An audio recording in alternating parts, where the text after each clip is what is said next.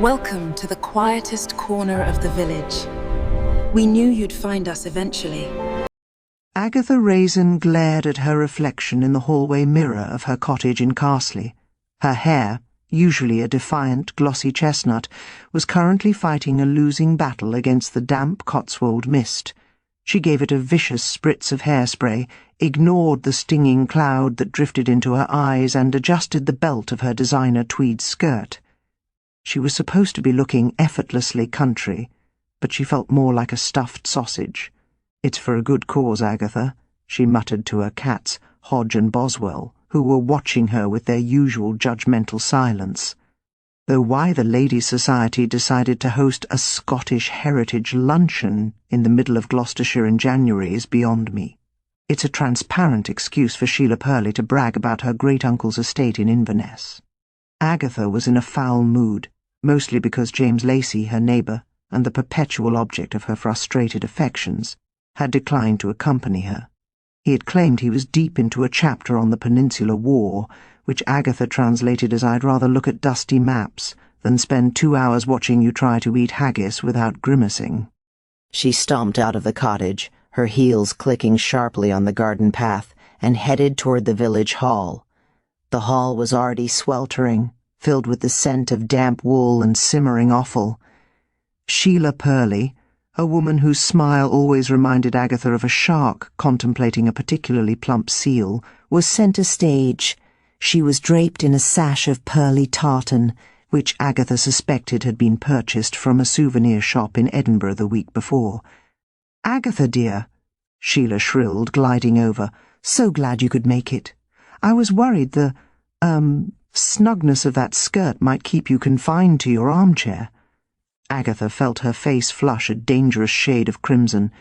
"It's a Dior, Sheila. It's meant to be tailored. Not all of us find comfort in oversized acrylic ponchos." Sheila's smile didn't flicker. Quite. "Anyway, you simply must try the haggis. It was flown in specially. None of that tin rubbish. My dear friend Alistair MacLean, the Highland chieftain, you know, sent it as a personal gift." A Highland chieftain was likely a butcher in Perth, but Agatha didn't say so. She watched as the village vicar, Alf Bloxby, and his wife Margaret poked dubiously at a large greyish bladder sitting on a silver platter. Nearby, Bill Wong, the local police sergeant and Agatha's only real friend in the area, looked equally sceptical. "Thinking of taking a sample back to the lab, Bill?" Agatha asked, sliding up beside him. "It looks like a crime scene already, doesn't it?" Bill whispered back with a grin.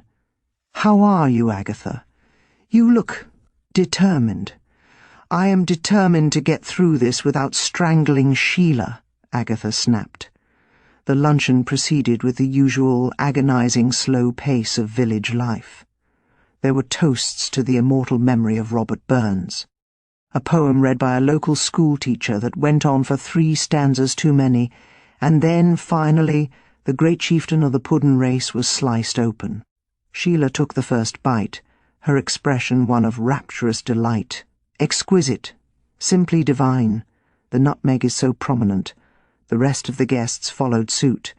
Agatha took a tentative forkful, surprised to find it wasn't entirely revolting. It was peppery and rich.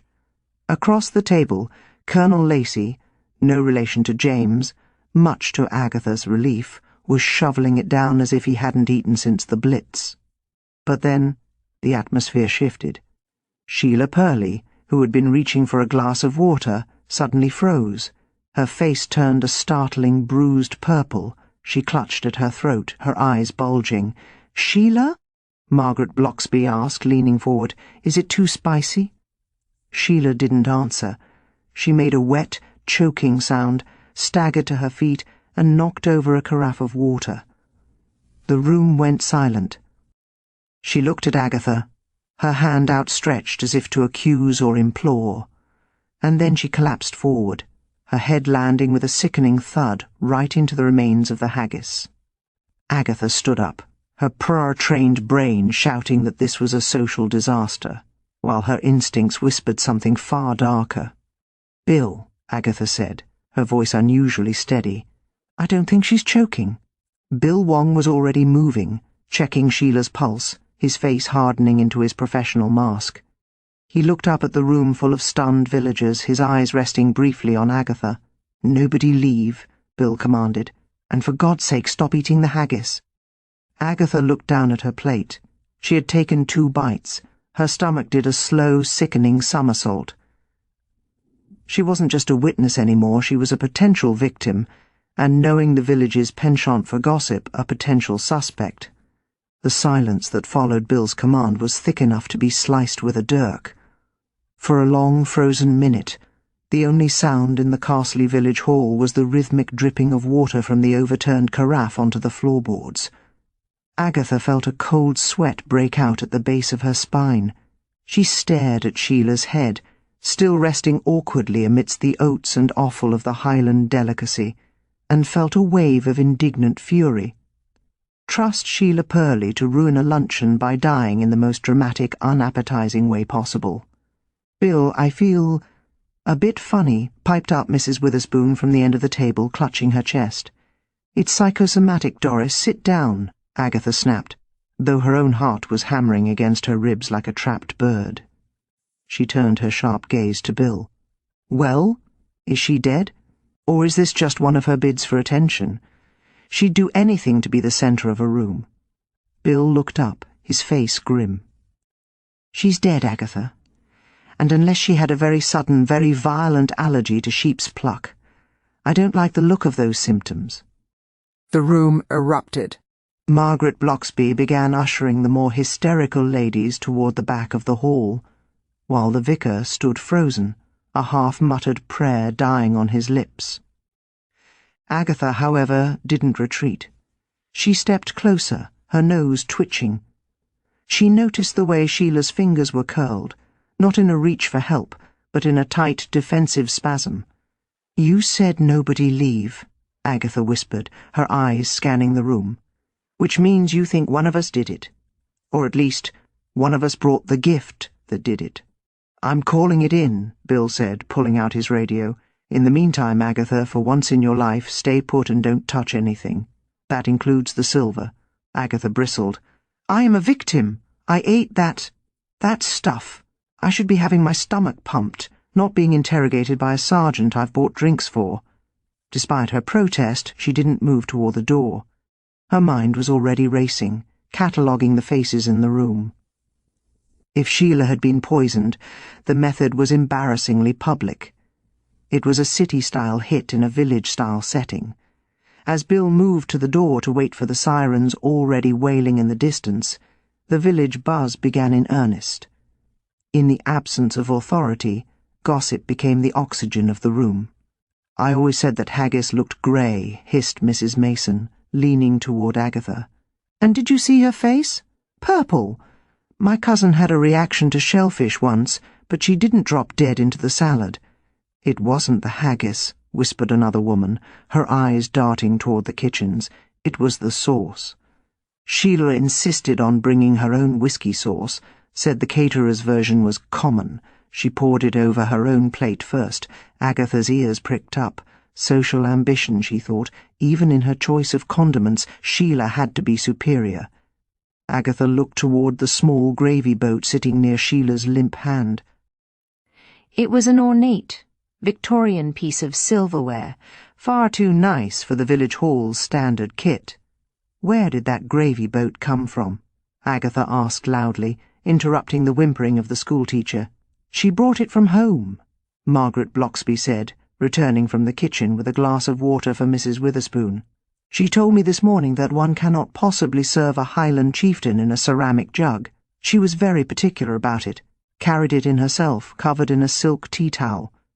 Agatha felt the familiar, addictive tingle of a mystery beginning to take hold. If Sheila had brought her own sauce in her own vessel, she had essentially brought her own executioner. But who would have had access to it? Sheila lived alone in a sprawling, over-decorated bungalow on the edge of the village.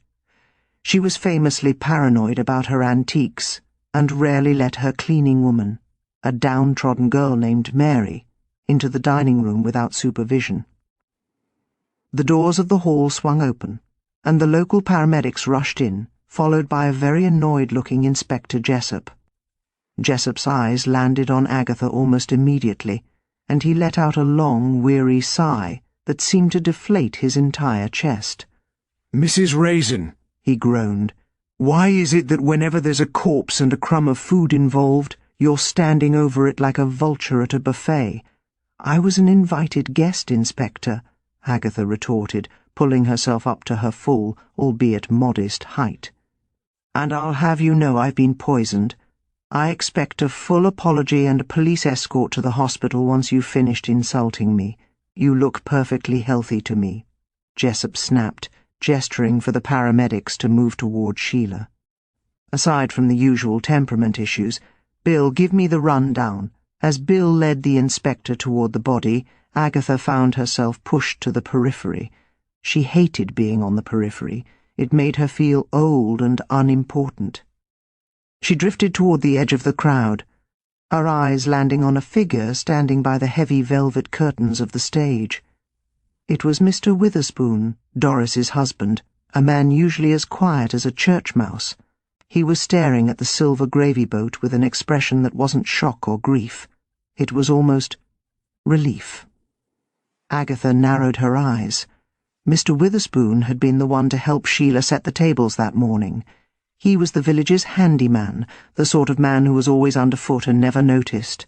He had spent 20 minutes alone in the kitchen with Sheila's special sauce while she was busy bossing the vicar about the seating chart. "Nasty business, isn't it, Arthur?" Agatha said, appearing at his elbow with the suddenness of a pouncing cat. Arthur Witherspoon jumped so violently he nearly knocked over a coat rack. "Oh, Mrs. Raisin, yes, shocking, simply shocking. Poor Sheila. She was a very forceful woman." "Forceful enough to make enemies?" Agatha pressed, her voice dropped to a conspiratorial purr. "I noticed you were helping her earlier. Did she give you a hard time about the napkins again? I know how she can be about her linen." Arthur's face went from pale to a mottled, sickly yellow. She was very particular.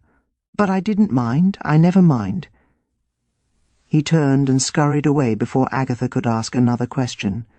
She watched him go, her mind whirring. Arthur was a non-entity, a man bullied by his wife and snubbed by Sheila, but even a mouse will bite if stepped on enough times. However, Agatha knew Carsley. In a village this small, a murder was rarely about a single insult. It was usually a slow-simmering stew of years of resentment, flavoured with a secret that someone could no longer afford to keep. Sheila Perley had been the village's unofficial archivist of scandal. She knew whose husband was wandering, whose business was failing, and whose Highland heritage was a total fabrication.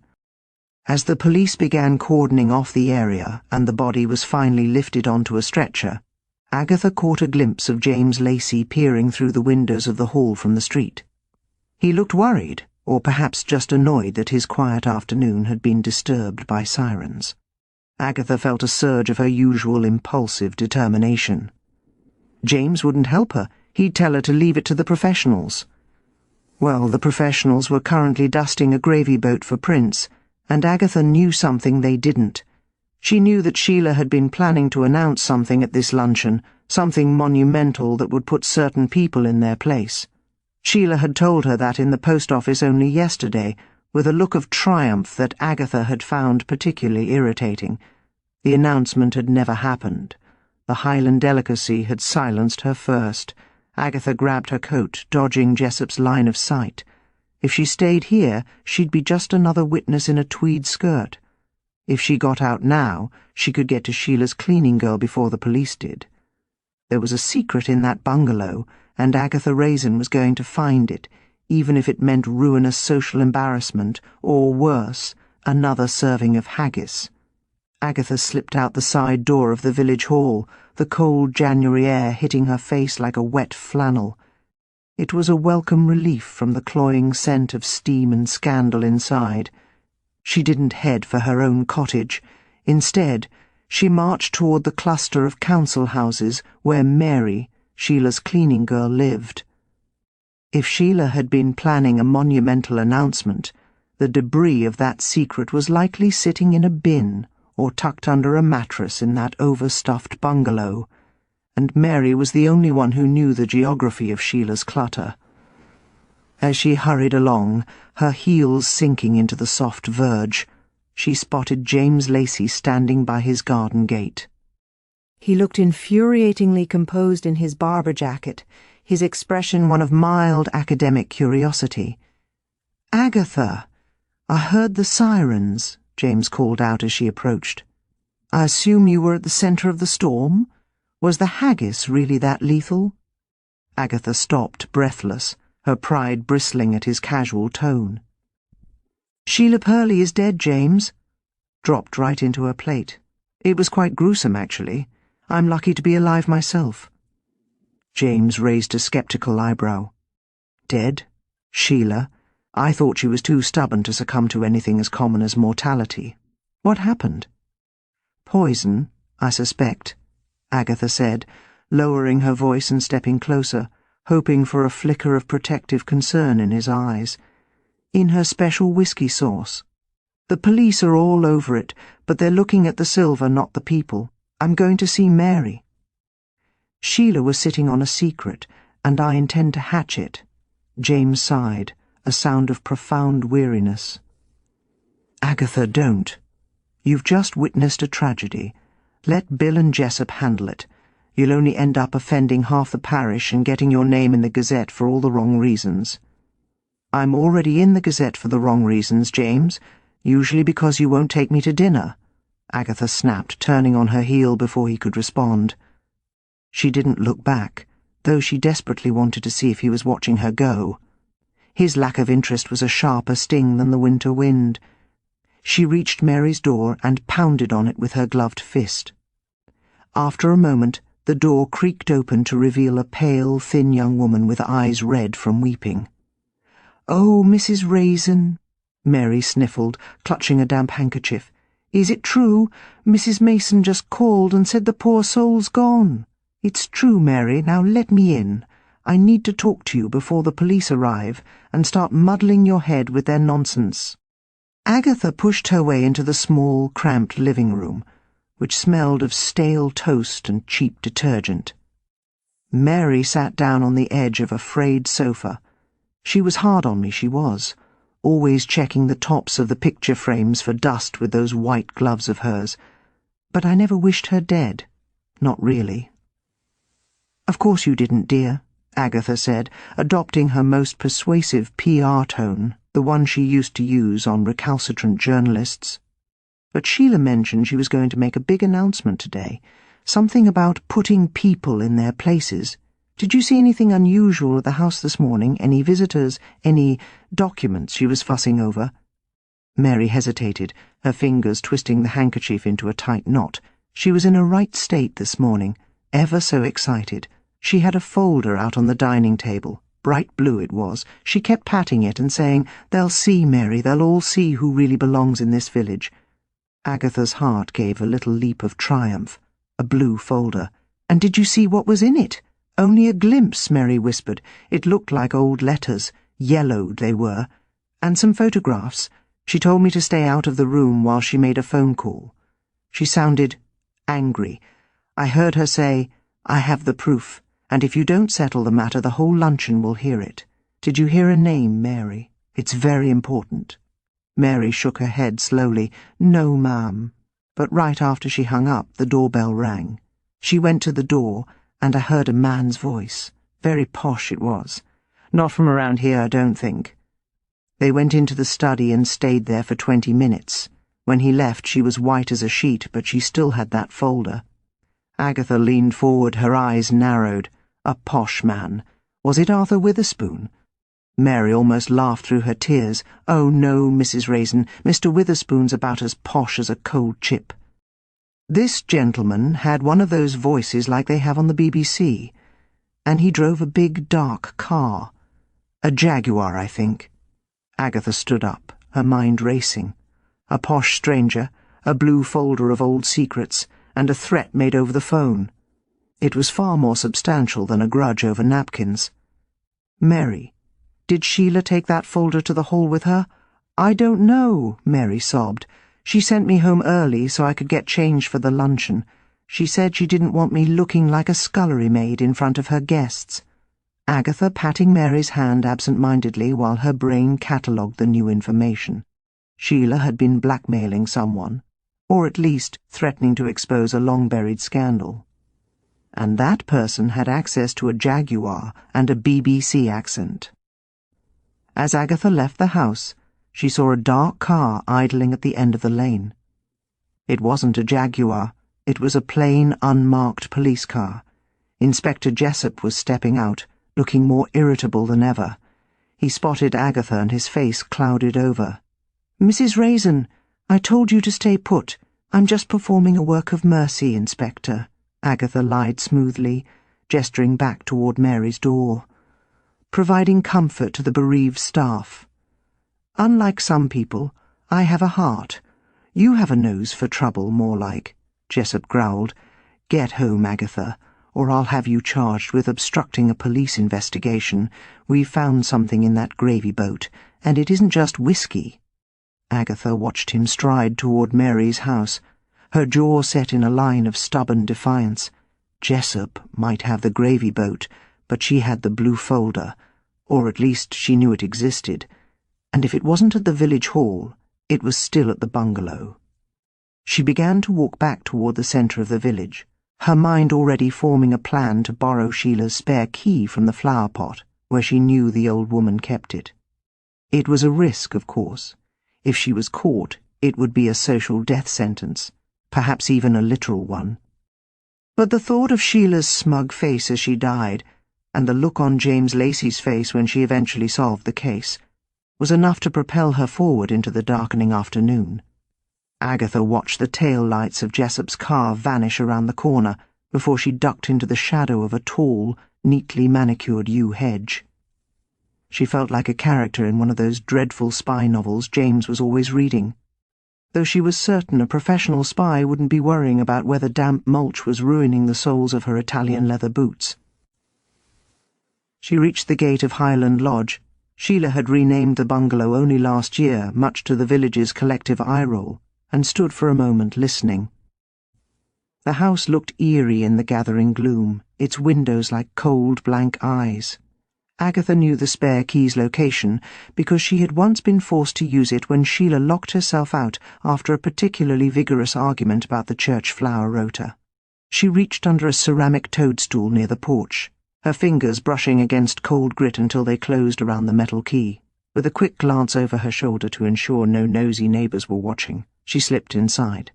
The interior was a testament to Sheila's relentless social climbing, flocked wallpaper, gilded mirrors, and enough chintz to suffocate a small army. Agatha hurried to the dining room. The table was polished to a high, clinical shine, but the bright blue folder Mary had described was nowhere to be seen. Agatha felt a prickle of genuine fear.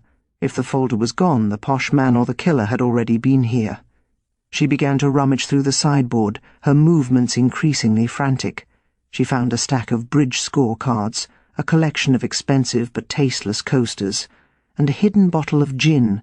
So Sheila was a closet tippler, Agatha noted with a grimace, but no yellowed letters. A sharp clink from the kitchen made her freeze. Agatha's first instinct was to hide behind the velvet curtains, but her pride won out. If she was going to be murdered in a bungalow, she'd do it standing up. She grabbed a heavy brass candlestick, Louis XIV style or a very good fake, and crept toward the kitchen door. She threw it open, ready to scream, only to find Arthur Witherspoon standing by the open back door, clutching a small brown glass bottle. "Arthur!" Agatha shrieked, the candlestick trembling in her hand. "What on earth are you doing? You nearly gave me a heart attack." Arthur looked as though he'd already had one. His face was the colour of damp parchment, and his spectacles were fogged with steam and nerves. "Mrs. Raisin, I was just... The vicar asked me to check the windows, to make sure everything was secure, by entering through the back door and hovering over the sink." Agatha stepped forward, her eyes narrowing on the bottle in his hand. "What's that? It looks remarkably like the sort of thing one keeps in a medicine cabinet, or a poisoner's kit." Arthur's hand shook so violently the bottle rattled. It's Sheila's, digitalis, for her heart. She forgot it this morning. I thought if she'd taken it she might still be—" His voice trailed off into a pathetic whimper. Agatha snatched the bottle from him. It was a standard prescription, but her mind was already spinning. Arthur had been in the kitchen at the hall. He had access to Sheila's house. He was bullied, overlooked, and clearly terrified. He was the perfect suspect, so perfect, in fact, that Agatha found herself immediately doubting it. "Arthur, don't be a fool," Agatha said, though her tone lacked its usual bite. "Digitalis is for the heart, but in the wrong dose it's a killer. Did you put this in the sauce?" No, I swear." Arthur began to wail, a thin, reedy sound that set Agatha's teeth on edge. "I liked Sheila. She gave me her old magazines." "I just came to get the bottle because I didn't want the police to think exactly what you're thinking." "Well, they will think it," Agatha snapped, shoving the bottle into her pocket, "because you're acting like a guilty man in a bad melodrama. Now, did you see a blue folder in here this morning? Mary said it was on the table."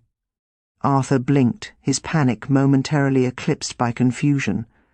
"A folder? No. When I came in to help her with the silver at 10 o'clock, she was in the study with a man, a tall fellow. I didn't see his face, but he had a very fancy car.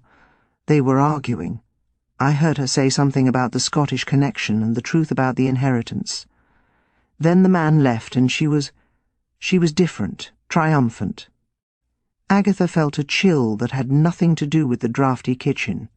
The Scottish connection? That sounds like a dreadful spy film. "And you didn't see him?" "Just his back, dark coat, very expensive." Arthur looked toward the door, his ears pricking up. "Is that a car?" Agatha heard it too, the crunch of gravel. Not the heavy thrum of a police van, but the smooth, purring engine of a high-end vehicle. She grabbed Arthur by the arm and shoved him toward the pantry. "Get in there and keep quiet." "But Mrs. Raisin—" "In!" she hissed, closing the door on him just as the front door handle began to turn. Agatha realized with a jolt of pure adrenaline that she was still holding the brass candlestick, and she hadn't put the key back under the toadstool. She was trapped in a dead woman's house, with the prime suspect in the pantry and a potential murderer entering the hallway. It was exactly the kind of social catastrophe she usually avoided, yet as she flattened herself against the flocked wallpaper, she felt a thrill of life she hadn't felt in months. The footsteps in the hall were heavy and measured. This wasn't the frantic scurry of an Arthur Witherspoon or the heavy-booted march of Inspector Jessup. These were the steps of someone who felt they had every right to be there. Agatha peeked around the doorframe and saw a man standing in the centre of the living room. He was exactly as Mary and Arthur had described, tall, silver-haired, and wearing an overcoat that probably cost more than Agatha's cottage. He wasn't looking for a folder. He was looking at the fireplace, his expression one of cold, calculating hunger. Agatha's impulsive nature took over. Instead of staying hidden, she stepped into the light, brandishing the candlestick like a sceptre. "I'm afraid you're a bit late for the wake," she announced, her voice trembling only slightly. "The police have already taken the body, but they left me to keep an eye on things. Who exactly are you, and what is your business with the late Sheila Perley?" The man turned slowly. His eyes were like chips of blue ice, and a slow, mocking smile spread across his face. "Ah, you must be the famous Mrs. Raisin. Sheila mentioned you.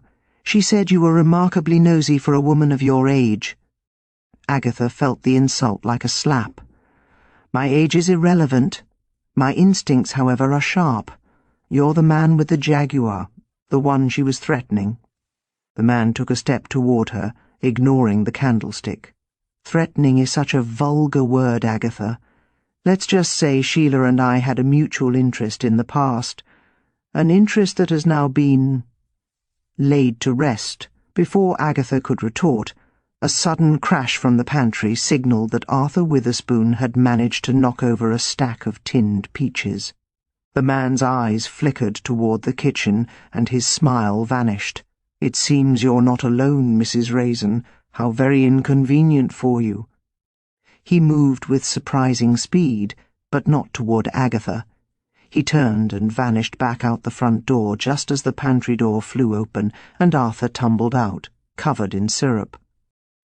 By the time Agatha reached the window, the dark Jaguar was already roaring down the drive, disappearing into the mist. She stood there, breathless and furious, realizing that while Arthur was the obvious suspect for the police, this man was something far more dangerous. He was a professional. And Sheila Perley, in her quest for social standing, had clearly stepped into a world she didn't understand. Agatha looked at the sticky, pathetic mess of Arthur Witherspoon on the floor.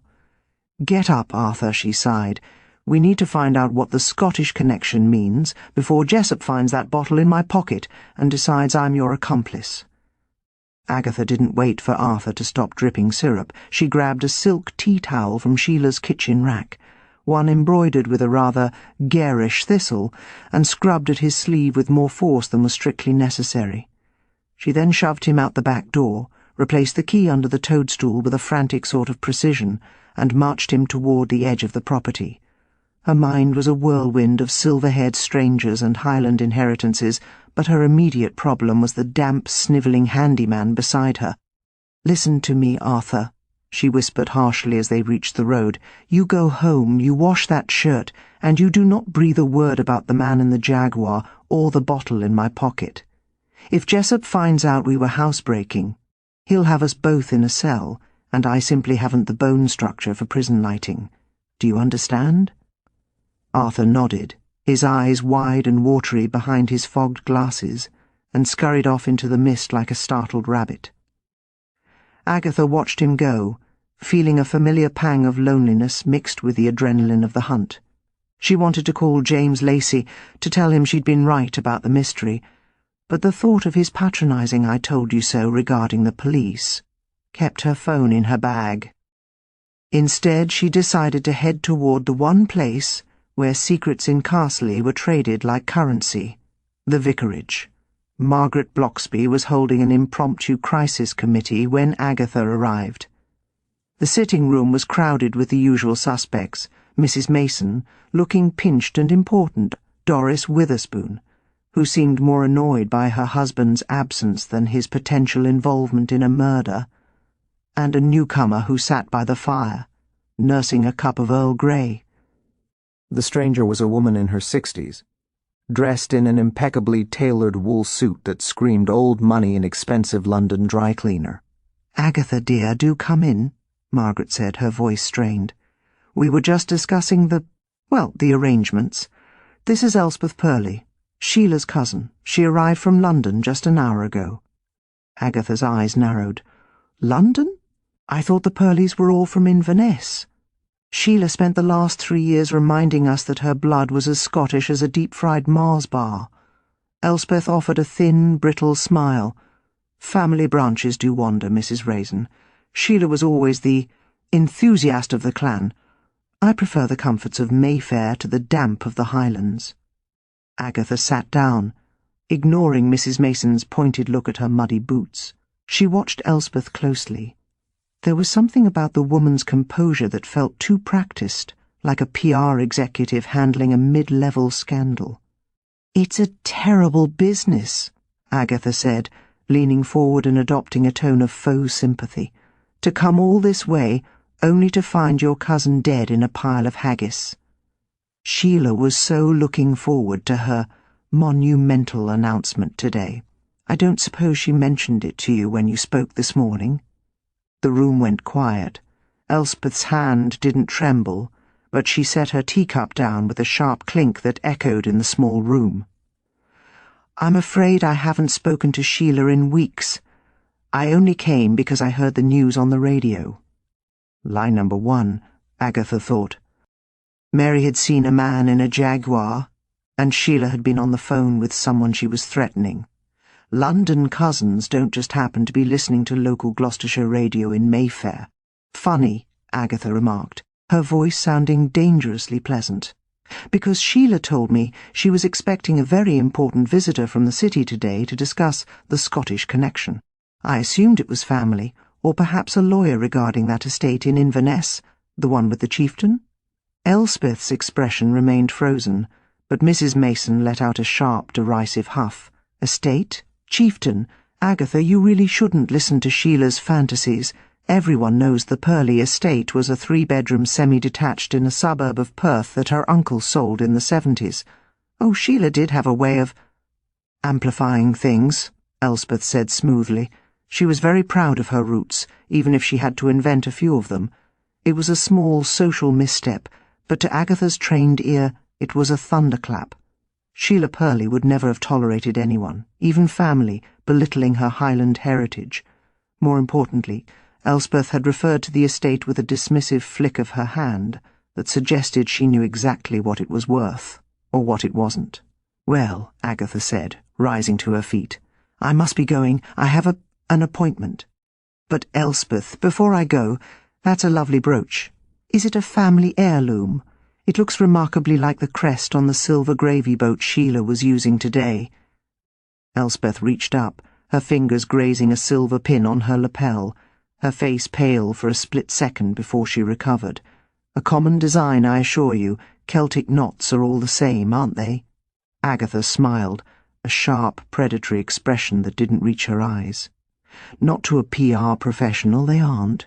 Branding is everything, isn't it?" As she left the vicarage, Agatha felt a surge of triumph. Elspeth Perley wasn't mourning, she was managing. And the Scottish connection wasn't about a grand estate or a proud lineage. It was about a lie that was worth killing for. She headed toward the Red Lion, certain that if there was a dark Jaguar in the village, it would be parked in the pub's private lot. She needed to see that silver-haired man again, and this time she wouldn't be hiding behind a pantry door. She was going to walk right up to him, and in true Agatha Raisin fashion, be absolutely gloriously tactless until the truth came spilling out. The Red Lion was only a few minutes' walk from the vicarage, but by the time Agatha reached its cobblestone courtyard, the evening mist had turned into a steady, bone-chilling drizzle. Her Dior skirt was beginning to feel damply heavy, and her mood was as dark as the Gloucestershire sky. She scanned the small parking area, and there, tucked away in the deepest shadows near the kitchen bins, sat the dark Jaguar. It looked wildly out of place amongst the muddy Land Rovers and ageing hatchbacks of the regulars, its polished chrome gleaming like the surface of a predator's eye. Agatha didn't hesitate. She marched into the pub, the bell above the door giving a cheery chime that felt entirely inappropriate given she was hunting a potential murderer. The main bar was crowded with locals nursing pints and discussing the tragedy at the hall, but Agatha ignored them, her eyes fixed on the small, private snug at the back, the kind of place where people went when they wanted to drink in peace or plot in private. She pushed open the heavy oak door. The silver-haired man was there, sitting by a flickering fire, a glass of expensive-looking malt whisky in his hand.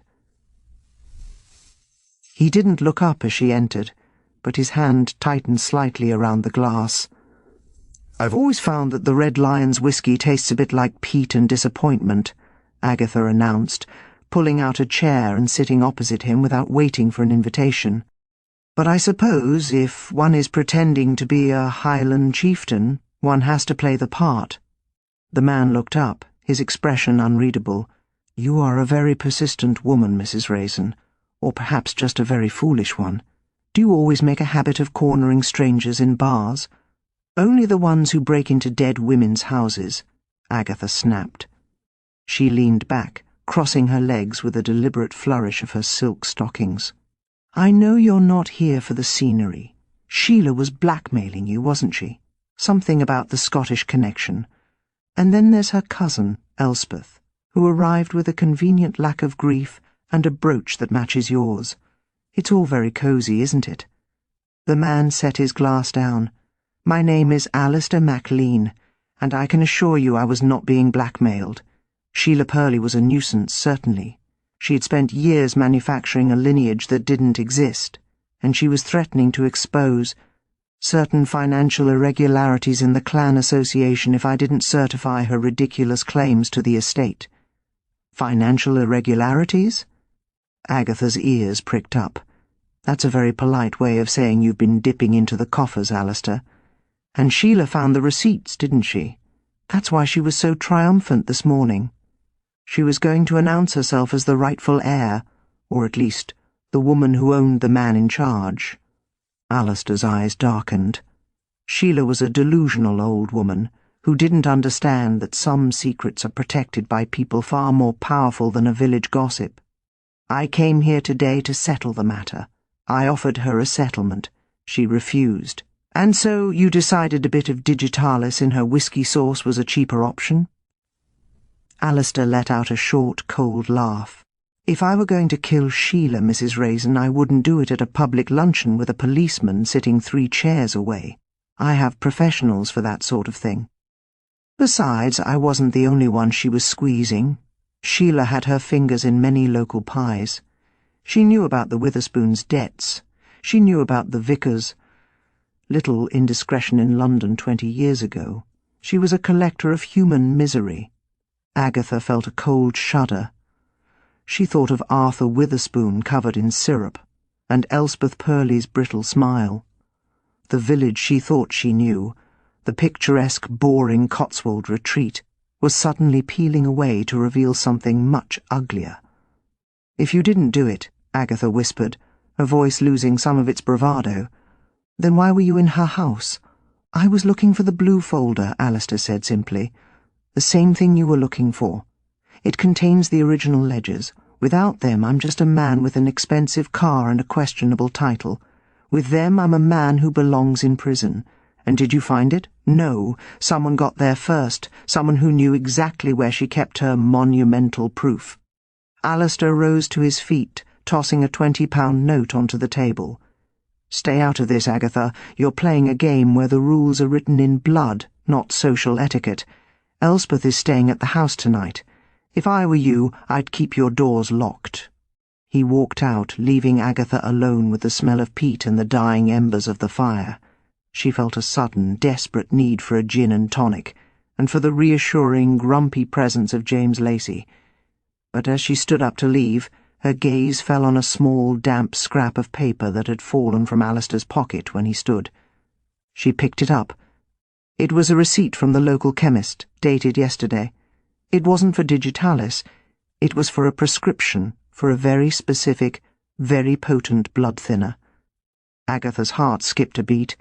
She realized that Alistair MacLean might be a thief and a fraud, but he was also a man who was very, very sick. And in the world of village murder, a dying man rarely has the patience for poison. He prefers something faster. But there was another name on the receipt, a name that made Agatha's blood turn to ice. It wasn't Alistair's name, it was James Lacey's. Agatha felt the room tilt. James? Why would Alistair have James's prescription? Or was it the other way around? Her pride, her jealousy, and her detective instincts collided in a painful jumble. She had to get to James. She had to know if the man she loved was part of the Scottish connection, or if he was the next name on Sheila's list.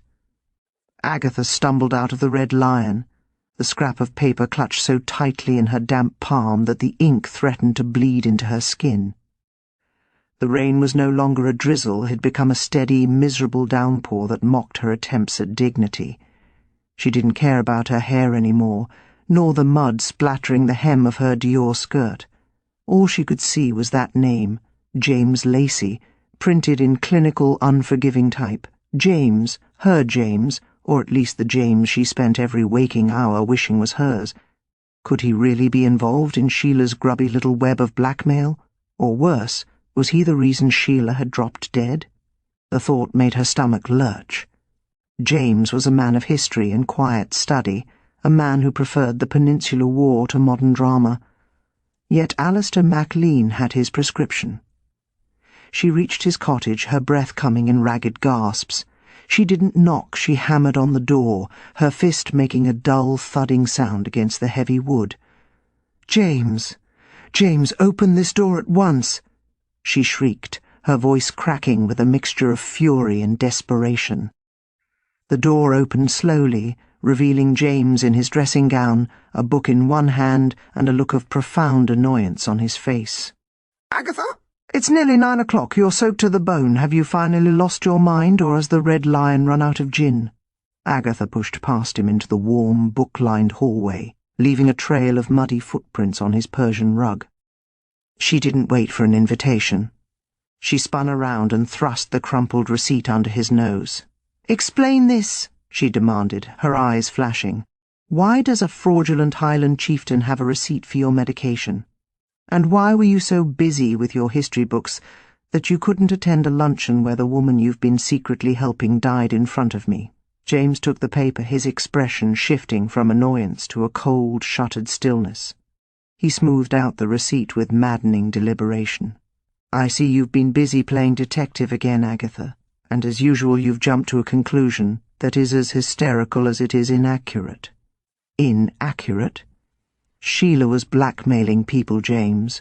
She had a blue folder full of secrets, and she was talking about a Scottish connection. Then you turn up with a link to the man who was threatening her. Did you give him this, or did he steal it from your kitchen while you were writing?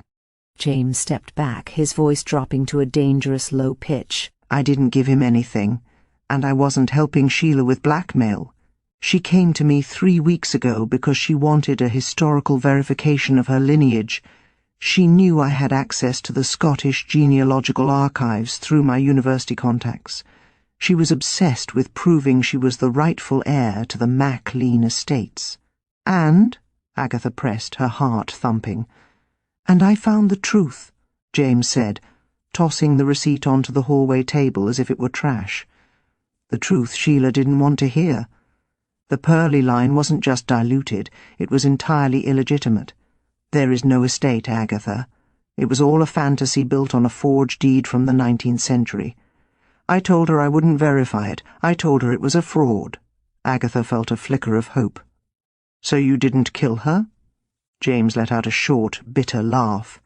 "Kill her? Over a genealogical error? Don't be absurd." But Sheila didn't take it well.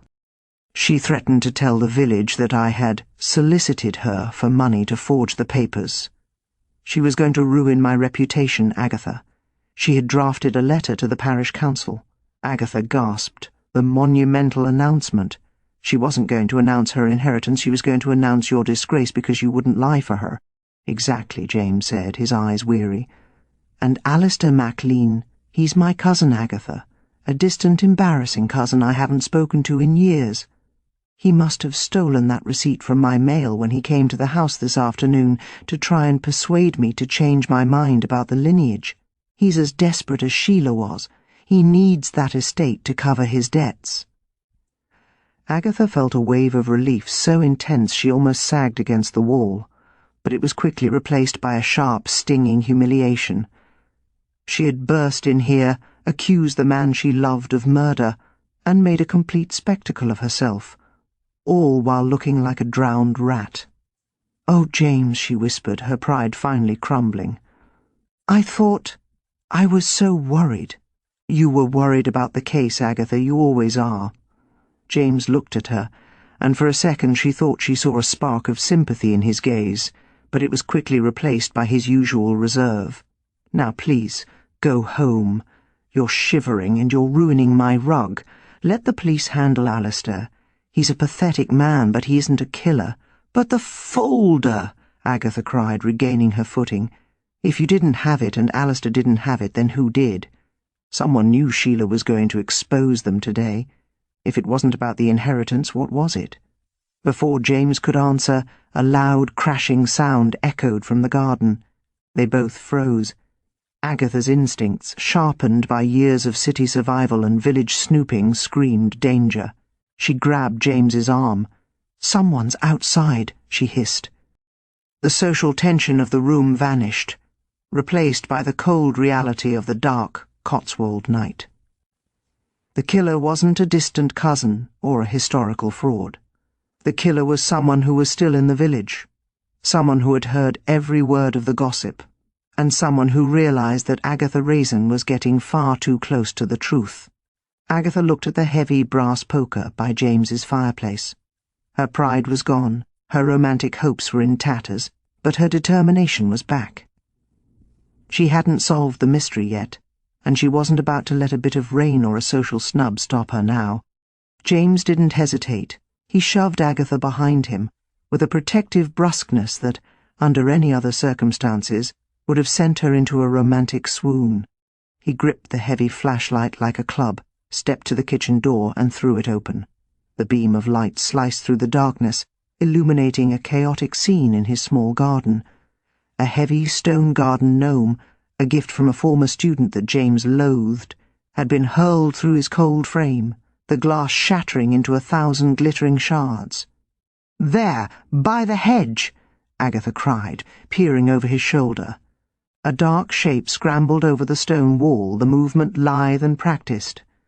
James started to give chase, but Agatha caught the sleeve of his dressing gown. "Don't be a hero, James. You're in your slippers, for God's sake. And look, over there toward the village green." She pointed past the garden. A sickly orange glow was beginning to pulse against the low-hanging clouds. It wasn't the steady light of a street lamp or the flicker of a fireplace. It was the hungry, erratic dance of a building on fire. "Highland Lodge," James whispered, his face pale in the torchlight. "Sheila's bungalow." Agatha's voice was sharp with a sudden, icy clarity. "The distraction, James. The noise in the garden was just to keep us here while they finished the job." They didn't waste time. Agatha, despite her ruined heels and damp skirts, set off at a pace that would have put a marathon runner to shame, her heart hammering not with fear, but with a cold, focused rage. By the time they reached the gates of Sheila's property, the back of the house was a roaring furnace. The scent of burning chintz and ancient wallpaper filled the air, mingling with the damp Cotswold mist. A small crowd had already gathered, villagers in various states of undress, their faces illuminated by the flames like ghosts in a medieval painting. Inspector Jessup was there, looking like a man who had reached the absolute limit of his patience, shouting orders to a group of men who were uselessly throwing buckets of water at the inferno. "Where's Elspeth?" Agatha shouted, grabbing Bill Wong's arm. The young sergeant looked soot-stained and exhausted. "She's over there, Agatha," Bill coughed, gesturing toward the edge of the lawn. "She says she was woken by the smell of smoke, barely got out through the front door." Agatha looked toward the cousin. Elspeth Perley was draped in a luxurious cashmere coat, sitting on a stone bench, a handkerchief pressed to her face. She looked the picture of elegant distress. But as Agatha approached, her sharp eyes caught a detail that the police, in their rush to manage the fire, had missed: Elspeth's shoes. Expensive, patent leather pumps were perfectly, immaculately dry. The grass around them was sodden from hours of rain, yet there wasn't a speck of mud or a drop of moisture on Elspeth's footwear. Agatha felt a surge of adrenaline. The woman hadn't run out of a burning house in a panic. She had been standing on the gravel driveway for a long time, watching it burn. "You've had a busy night, Elspeth," Agatha said, her voice dripping with a dangerous false sweetness as she came to a halt in front of the bench. Elspeth looked up, her eyes wide and watery. "Oh, Mrs. Raisin, it's too much. First poor Sheila, and now her beautiful home. Everything is gone, all her papers, her memories, everything. Especially that blue folder, I imagine," Agatha snapped. "How convenient for you. A fire to sanitize the scandal. But you made a mistake, dear. You should have dipped your feet in a puddle. You're supposed to be a victim of a sudden fire, not a spectator at a premiere." Elspeth's expression didn't crumble. It hardened. The Mayfair cousin vanished, replaced by a woman whose jaw was set in a line of grim calculation. "You are an incredibly tiresome woman, Agatha. Sheila was right about you. You don't know when to mind your own business." "My business is murder," Agatha retorted, though her voice wavered as she noticed something lying in the grass just behind the bench. It was a heavy, square object, partially hidden by Elspeth's coat. Before Agatha could reach for it, a shout went up from the firemen near the back of the house. "We've got someone! In the bushes!" Agatha and James rushed toward the commotion. 2 men were pulling a limp figure away from the heat of the burning study. As the light of the flames hit the victim's face, Agatha let out a gasp of horror. It was Arthur Witherspoon. He was unconscious, his clothes singed and his face blackened with soot, but it was what he was clutching to his chest that sent a chill through the crowd. It was the blue folder, charred at the edges, soaked with water, but undeniably intact. He must have gone in for it, James murmured, helping the paramedics lay Arthur on a stretcher. The poor fool. "He didn't go in for it, James," Agatha said, her eyes darting back to where Elspeth had been sitting. The bench was empty. The woman, and the heavy object she had been hiding, were gone. The killer tried to frame him. They put the folder in his hands and left him to burn with the house. It's a double cross. Agatha looked at the charred folder. The calculating killer hadn't counted on Arthur's stubborn, mouse-like resilience. But as the paramedics began to pump oxygen into Arthur, Agatha realized the revelation wasn't in the folder at all. She looked at the blackened windows of the study and remembered the scent she had noticed earlier, the one Alistair Maclean had mentioned. It wasn't just whiskey, it was the sharp, medicinal tang of the digitalis she still had in her pocket. She realized then that the Scottish connection wasn't a family secret or a financial fraud. It was a cover for something much more intimate and much more deadly. Sheila hadn't been poisoned by a stranger or a distant relative. She had been killed by someone who knew her medical history as well as they knew the village gossip. Agatha felt a shadow fall over her. She turned to find Inspector Jessup standing behind her, his face grim. "Mrs. Raisin," he said, "I think you'd better come with me. We've found something in the debris of the kitchen that you're going to find very difficult to explain." Agatha felt a cold, sinking sensation in her chest that had nothing to do with the winter air. Inspector Jessup reached into his pocket and produced a charred scrap of fabric, its distinctive houndstooth pattern unmistakable even under a coating of soot. It was a jagged piece of the very Dior skirt Agatha was currently wearing, or rather, the piece she had left behind when she scrambled away from the pantry door at Highland Lodge. "I don't suppose you have a twin sister who enjoys breaking into crime scenes, Mrs. Raisin?" Jessup asked, his voice vibrating with a quiet, lethal sort of triumph. "And while we're on the subject of difficult to explain, Bill tells me you were seen hovering over the silver at the luncheon. My officers found the kitchen door at the bungalow forced. Now, are you going to empty your pockets, or do I have to make this an official search in front of the entire village?" Agatha glanced at the circle of staring faces.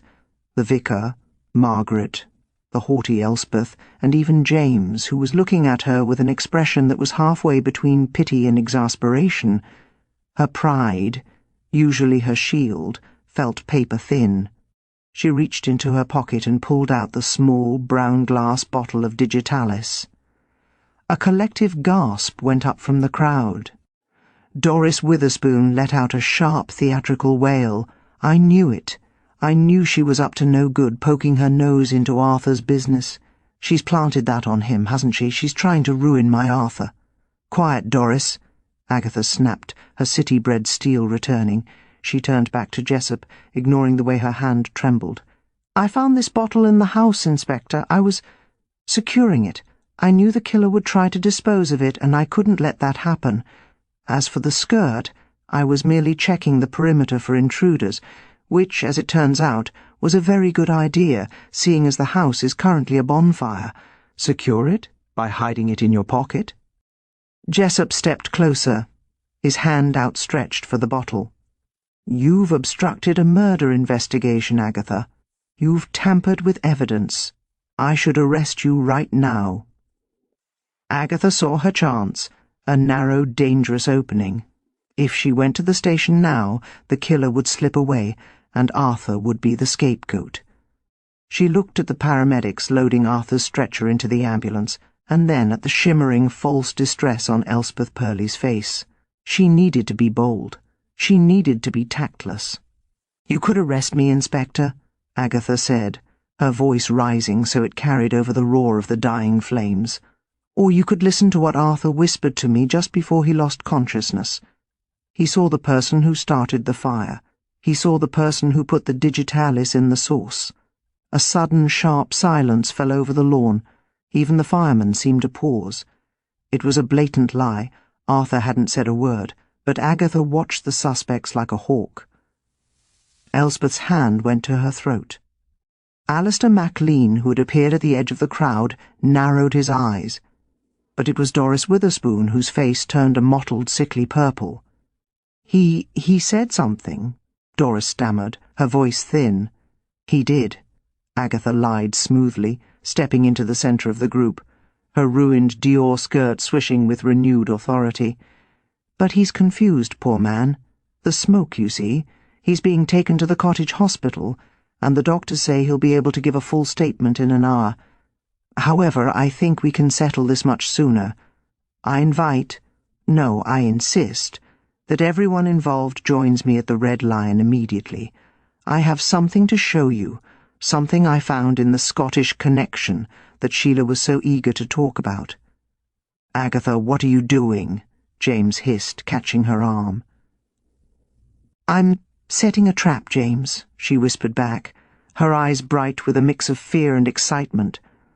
Now, be a darling and tell the publican we need the snug.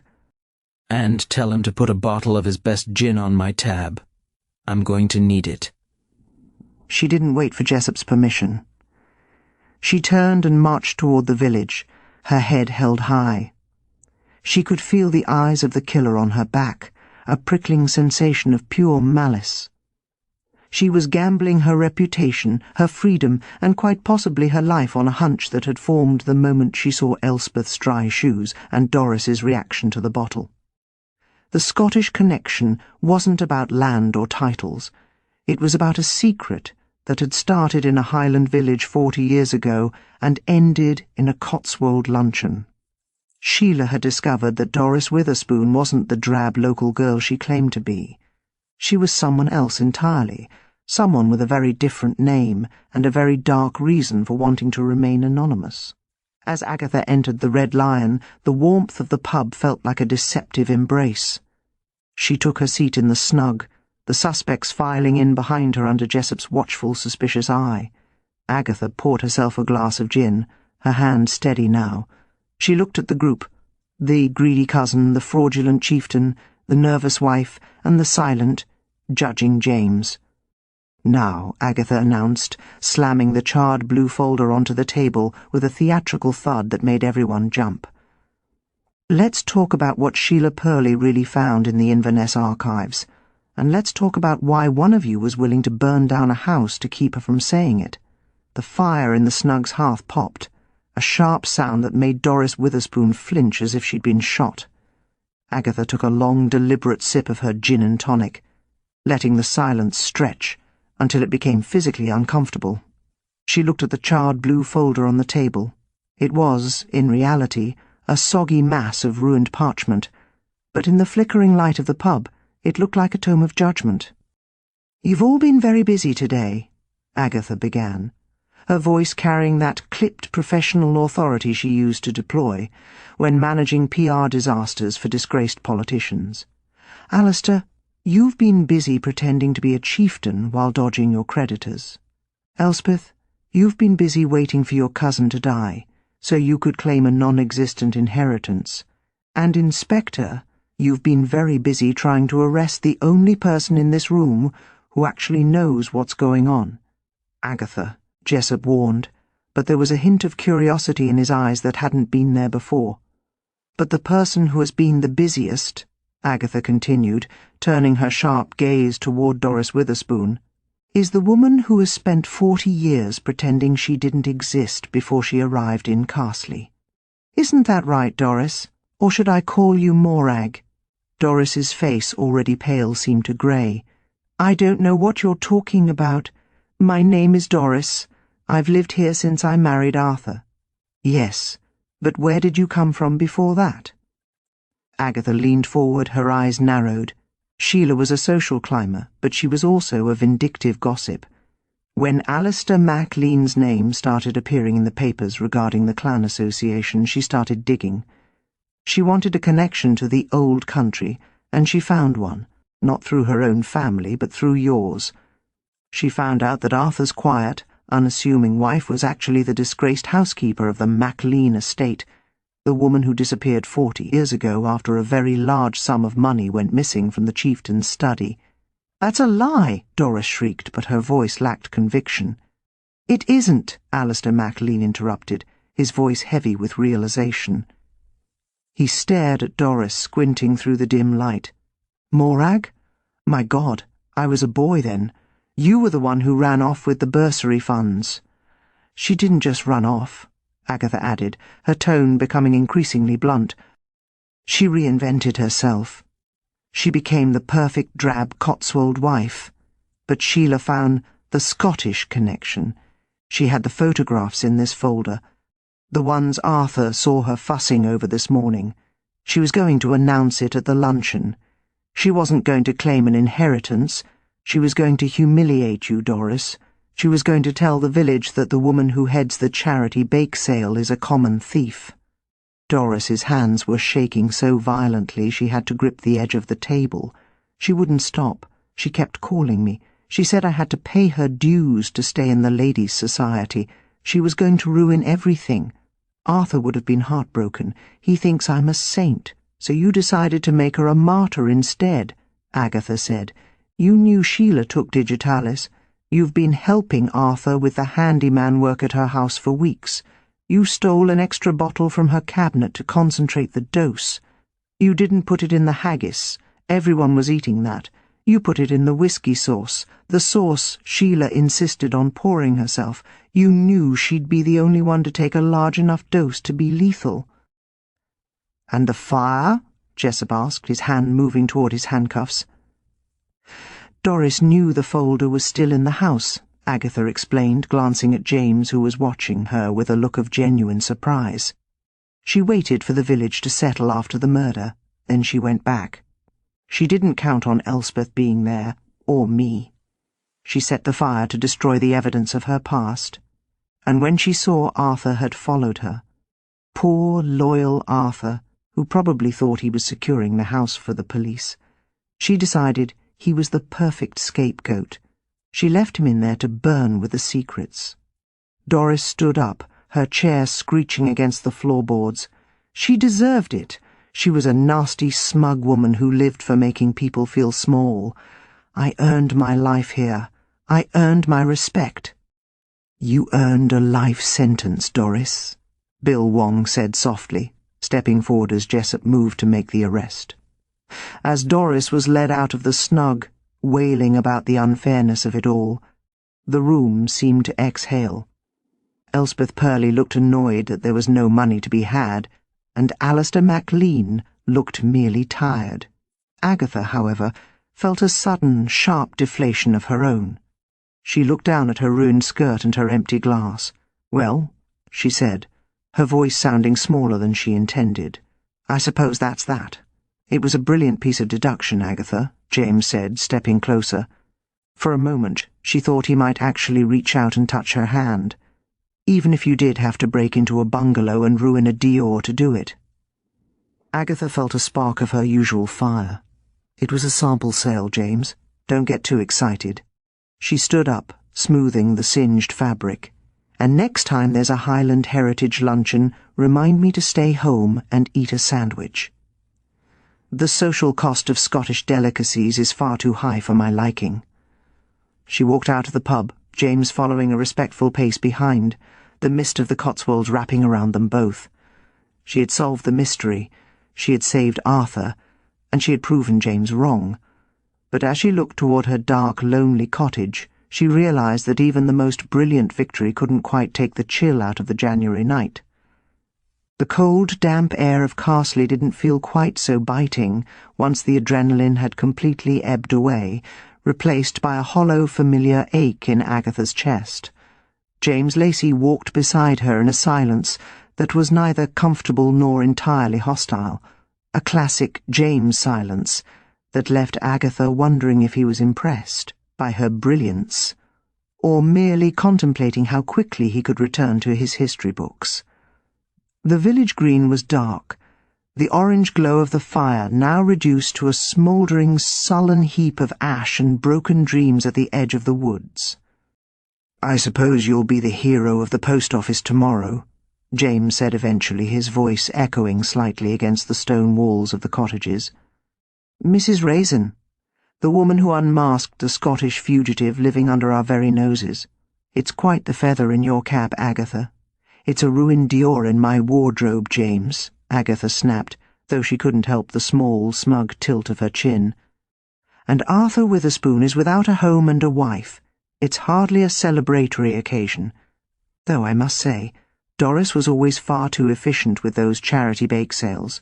It should have been a warning sign. No one is that good at organising scones without having something to hide." James stopped at her garden gate, the porch light of her cottage casting long dramatic shadows across his face.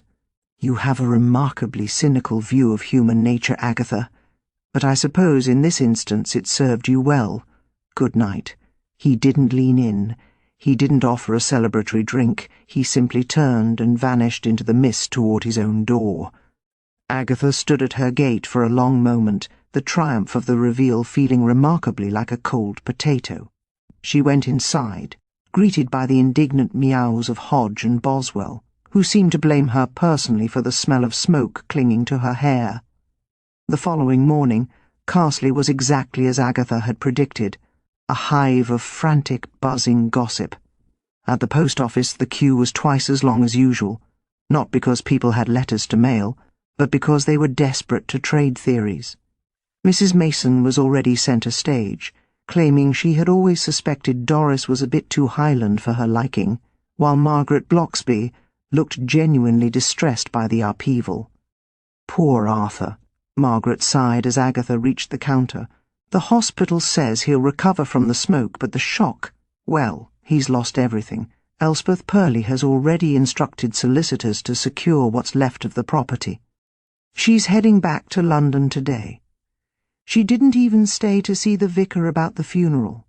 Elspeth only cares about things that can be deposited in a bank," Agatha said loudly, enjoying the way the queue leaned in to catch her words. "And Alistair MacLean has already fled back to whatever mountain he crawled out of. It turns out the Scottish connection was nothing but a trail of stolen money and fake titles. I hope the police give Alistair a good talking to about his own financial irregularities before he reaches the border."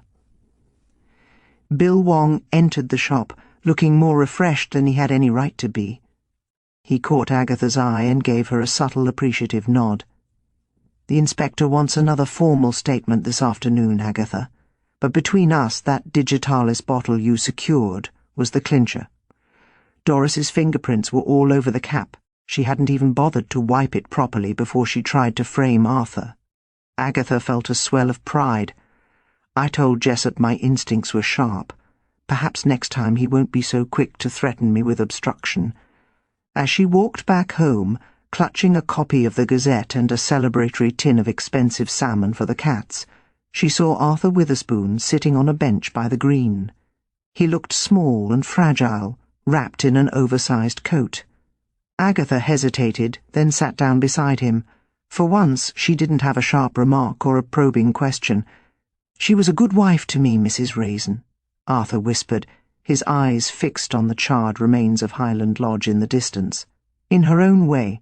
I never knew she was Morag. I never knew she was afraid."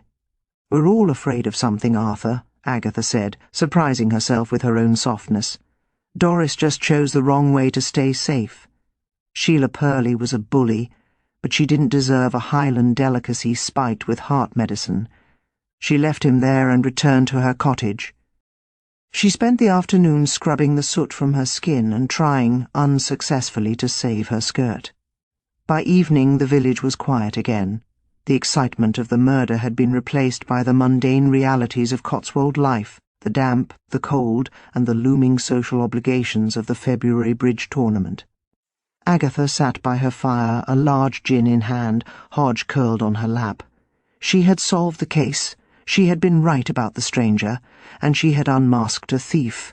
She was Agatha Raisin, stylish, observant, and formidable. But as she looked at the empty chair across from her, she couldn't help but wonder if being right was ever going to be as satisfying as being loved. She took a long sip of her drink, straightened her shoulders, and began to plan her outfit for the bridge tournament. If she couldn't have James Lacey's heart, she would at least have the best tailor jacket in the room.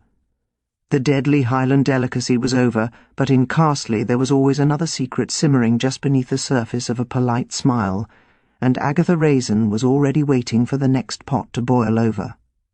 The next Saturday arrived with a crisp, biting frost that turned the Cotswold lanes into treacherous ribbons of ice. Agatha, however, was in no mood for weather-related caution. She was dressed in a new velvet suit of a deep emerald green.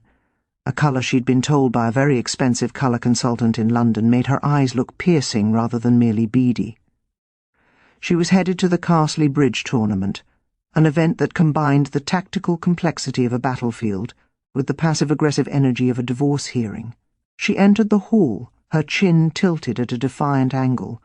The murder of Sheila Perley was already being relegated to the status of that unfortunate business, and the village had returned to its true passion, judging each other's bidding strategies. Agatha spotted James Lacey at a table in the corner, looking infuriatingly handsome in a navy wool sweater.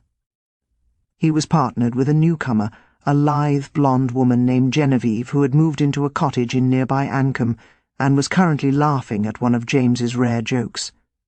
Agatha felt a familiar hot prickle of jealousy.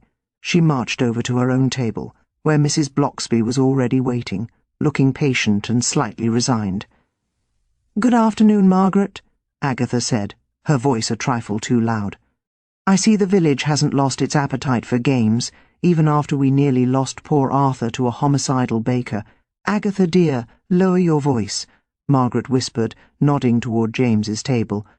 "Genevieve is a widow, you know, very keen on history. James has been showing her his collection of peninsular war maps." Agatha's heart did a painful somersault. Maps? How fascinating. I'm sure they'll be very happy together discussing troop movements while the rest of us live in the real world.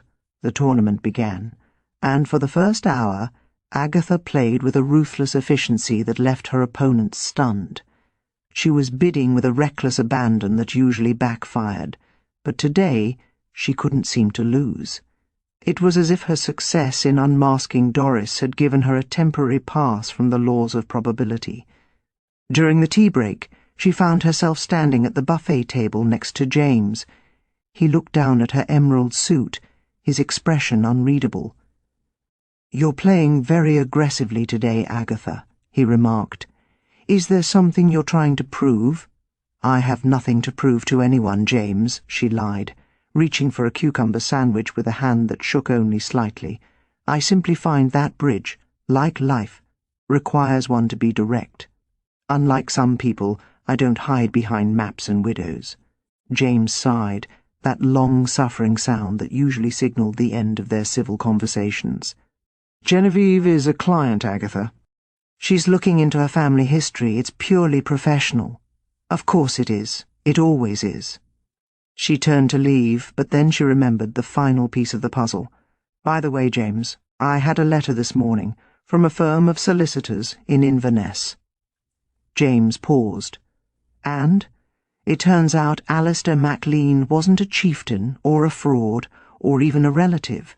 He was a debt collector for a high-end whisky firm that Sheila had run up a massive bill with. She'd been ordering cases of single malt and claiming it was for clan functions to impress the village. The Scottish connection wasn't a family tree. It was an unpaid invoice for 24 bottles of Macallan. James stared at her, and then, to Agatha's shock, he let out a genuine booming laugh. So the whole tragedy was triggered by a collection of unpaid bar bills.